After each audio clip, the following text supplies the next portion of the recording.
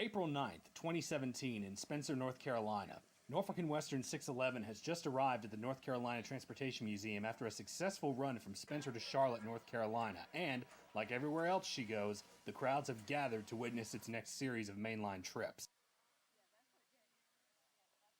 This story begins 6 hours earlier when we arrived at the museum in the early morning hours for the scheduled 7 a.m. departure. Yeah, we're 2 cars from the rear. Our coach was NS-47, the Louisiana, an ex-Connecticut Department of Transportation coach that was originally built for the C&O.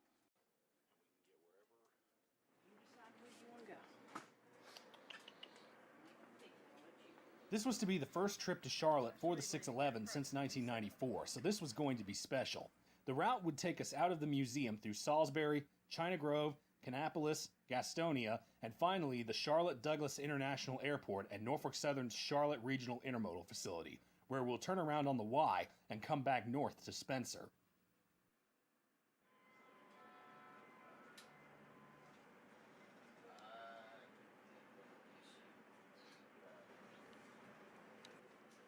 Man, look at the smoke coming off that thing right now.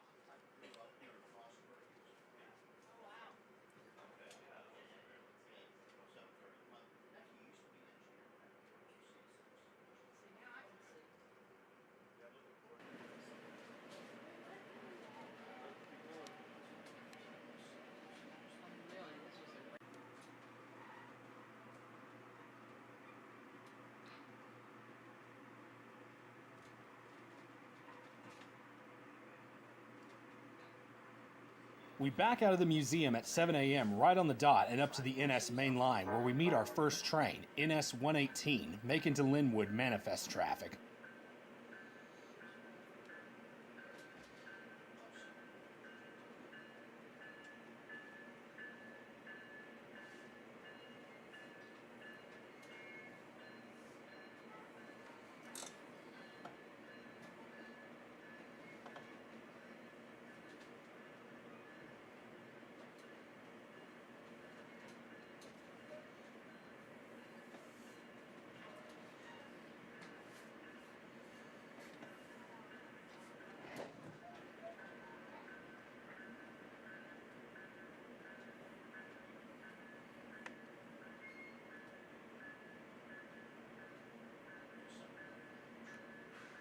Is Jacob volunteering? No, they're chasing today. Oh, okay. But Jason's riding, right? Yes. Okay.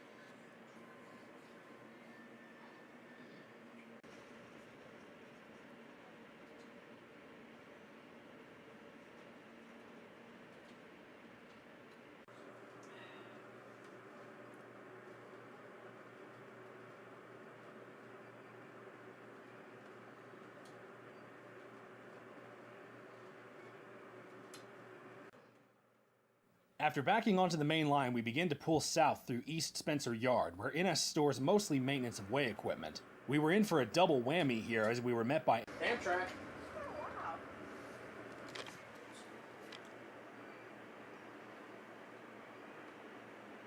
Northbound Carolinian. And saw one of the coolest pieces of track equipment I've ever seen, the Georgetown Railroad Equipment dump train. According to GRX's website, using a single dump train, one GREX operating technician can unload aggregate at a rate of 2,000 tons per hour and do it with pinpoint accuracy up to 52 feet from the center line of the track. Material from each car is unloaded into a single conveyor belt that runs the entire length of the train, allowing for continuous delivery. Cool! Through Salisbury, past the Amtrak station, the 611's picking up speed and putting on a show for her fans trackside. And there were a lot of them.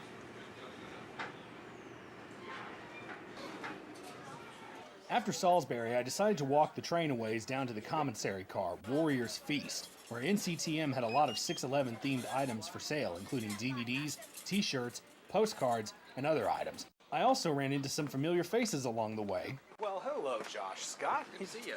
Doing all right? Doing all right, trying. You're live on Ravenhawk 6910 at the Well, moment. How are you?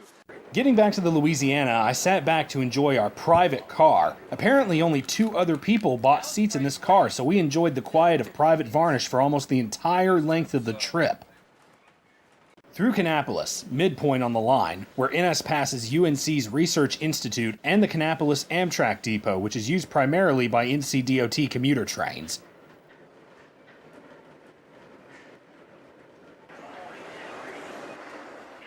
Meeting a northbound intermodal at Concord.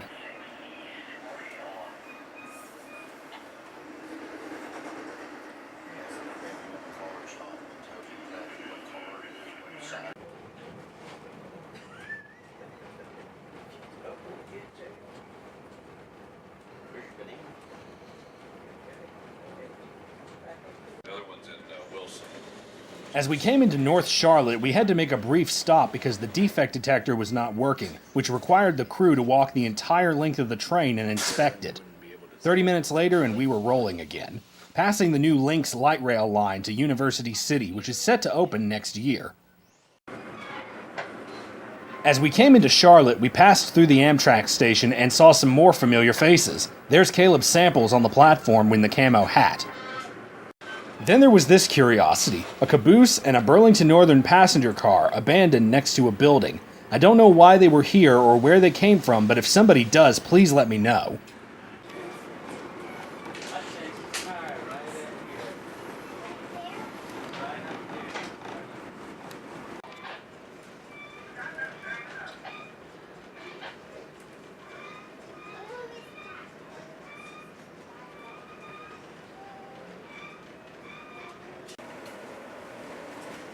After passing through downtown, we arrived at our destination, the Charlotte Regional Intermodal Facility at the Charlotte Douglas International Airport. This whole terminal sits between the 2 runways at the airport and is normally not open to the public. The center was opened by NS in 2014 and serves trains going to and from all parts of the system.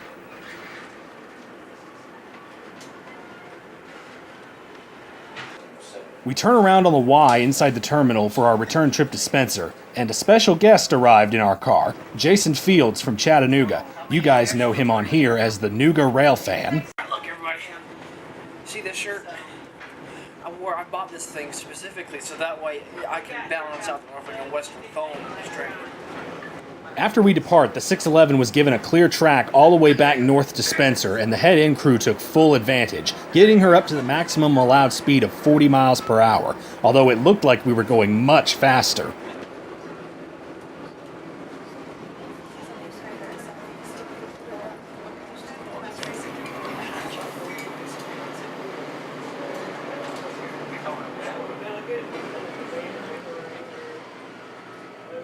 We arrived back in Spencer in time for the 2 p.m. departure to Greensboro, and the crowds had all gathered to see the Jays return. If you want to see a large group of smiling faces trackside, a steam locomotive is a sure way to get that. We bid farewell to the Louisiana and moved up front to view the engine.